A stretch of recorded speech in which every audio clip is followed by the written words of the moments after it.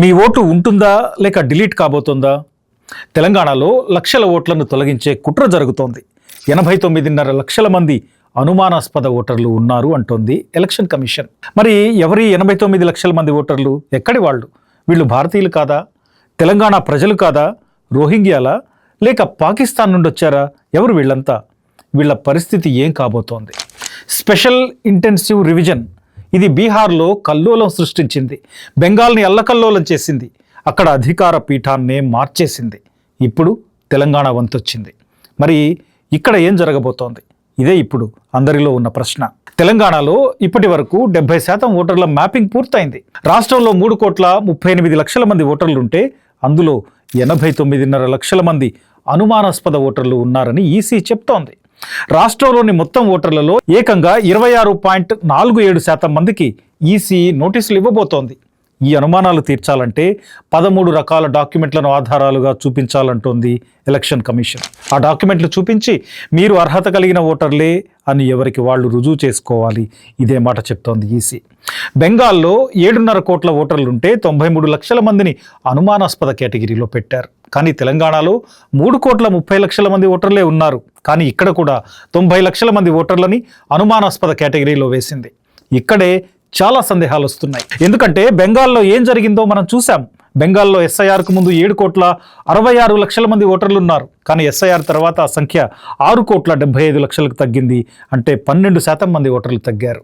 ఇక్కడ election commission logical discrepancy అనే అంశాన్ని తీసుకొచ్చింది. దీన్ని అంతకుముందు బీహార్, యూపీ, గుజరాత్ ఎక్కడా వాడలేదు. కేవలం బెంగాల్లోనే తీసుకొచ్చారు. దీని కింద 27 లక్షల మందిని పడేశారు. చివరికి ఆ 27 లక్షల మంది ఓటేయకుండానే బెంగాల్ ఎలక్షన్లు పూర్తయ్యాయి. అక్కడ ఫలితాలు ఎట్లా రివర్స్ అయ్యాయో చూశాం. ఇప్పుడు తెలంగాణలో 89.5 లక్షల మంది అనుమానాస్పద ఓటర్లు ఉన్నారంటోంది. వీళ్ళంతా ఈసీ అడిగిన అన్ని కాగితాలు తీసుకెళ్ళివ్వాలి. మరి ఎలక్షన్ కమిషన్కి అసలు సందేహం ఎట్లా వచ్చింది అంటే దీనికోసం ఒక సాఫ్ట్వేర్ రూపొందించుకుంది. ఇది ఓటర్ల పేర్లలో స్పెల్లింగ్ మ్యాచ్ కాకపోవడం, లేదా తల్లిదండ్రుల పేర్లు మిస్ మ్యాచ్ అవ్వడం, తండ్రికి బిడ్డకు మధ్య ఏజ్ గ్యాప్ విషయంలో లాజిక్ మిస్ అవ్వడం, ఒకే ఫ్యామిలీలో 6 లేదా అంతకంటే ఎక్కువ మంది పిల్లలు ఉండడం, ఇలాంటి పారామీటర్స్ ఆధారంగా ఈసీ రూపొందించుకున్న సాఫ్ట్వేర్ వాళ్ళని అనుమానాస్పద ఓటర్ల జాబితాలో చేరుస్తుంది. వాళ్ళందరి ఓట్లే ఇప్పుడు ప్రశ్నార్థకం కాబోతున్నాయి. బెంగాల్లో ఇట్లా అనుమానాస్పద జాబితాలో చేర్చిన 1 కోటికి పైగా ఓటర్లలో చివరికి 27 లక్షల మందిని లాజికల్ డిస్క్రిపెన్సీ కేటగిరీలో పడేశారు. వాళ్ళెవరికి ఓటేసే అర్హత ఇవ్వలేదు. ఎస్ఐఆర్లో భాగంగా చనిపోయిన వాళ్ళ పేర్లు తొలగించడం మంచిదే, డూప్లికేట్ ఓట్లు తీసేయాలి, అడ్రస్ మార్పును అప్డేట్ చేయాలి. ఇంతవరకు చేస్తే ఏ గొడవ లేదు, దీన్ని ఎవరు కాదనరు.